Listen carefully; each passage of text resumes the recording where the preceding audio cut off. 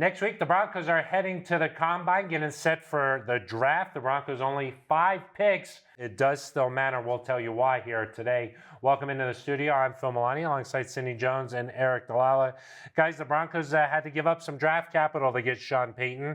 As a result, their first pick doesn't come until the 3rd round.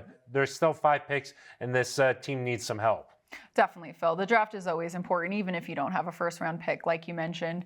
You know, we have 5 picks, like you said, 2 in the 3rd round, 1 in the 4th, 1 in the 5th, and 1 in the 6th. And if you look at some of the talent that we've added in recent years, I mean, Quinn Miners, he was a 3rd-round pick. Greg Dulcich, Baron Browning, Draymond Jones, he was a 3rd-round pick. So there's still a lot of talent out there in those mid to later rounds. So those are guys that came in and made an immediate impact. So I think there is a lot to still look forward to the draft and can add a lot of talent and depth to the roster still. Can the Broncos find a starter here for 2023? Yeah, they have to, right? If you're going to be competitive in this league and you don't have the draft capital that, not just from the Sean Payton trade, Phil, but the Russell Wilson trade a year ago, you still don't have your original first, which, hey, it'd be pretty nice to be picking at 5, huh?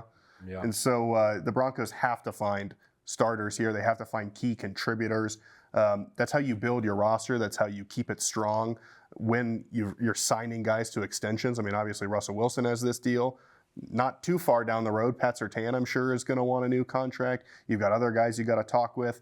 So you've got to be able to add quality contributors. And Sydney, in addition to the guys that you mentioned, you're also, Damari Mathis was a 4th-round pick. And so you can find guys that can step in and play really well. I don't know that you can expect to find a star. Maybe you find someone who's Draymond Jones's caliber, a really high-level starter. Or maybe you find somebody, maybe you do get a diamond in the rough and it ends up being a really good player. But your goal has to, in my mind, be in and go hit doubles. Find guys that are going to be key contributors. You cannot miss on them.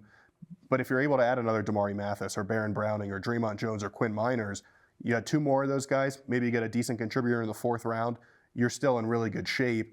It just makes it all that more important that you don't miss on those guys. Yeah, you mentioned some of the guys the Broncos have found in later rounds. Sean Payton has done an incredible job finding some of those hidden gems as well when he was in New Orleans. You expect them to be aggressive here, maybe trade up to find a guy, or do you think they'll trade back, or which scenario is more likely? I know George Payton loves his draft picks, so maybe they trade back, add a little bit additional picks in the later rounds. So never know what George is thinking, but that would be my guess. What do you think, Eric? Maybe even trade some guys that are on the roster now. Yeah, I think what's exciting for Broncos fans is that you don't know what's going to happen, right? Mm-hmm. Obviously, it's nice to go into Thursday night of the draft and be all excited about your 1st-round pick, but Broncos fans are still, I think, going to have potentially some excitement that weekend because you don't know what Sean Payton's going to do. Which players does he do some film study on and really like? Which guys does he do film study on and say, they're not going to fit here, they're not going to work in my system?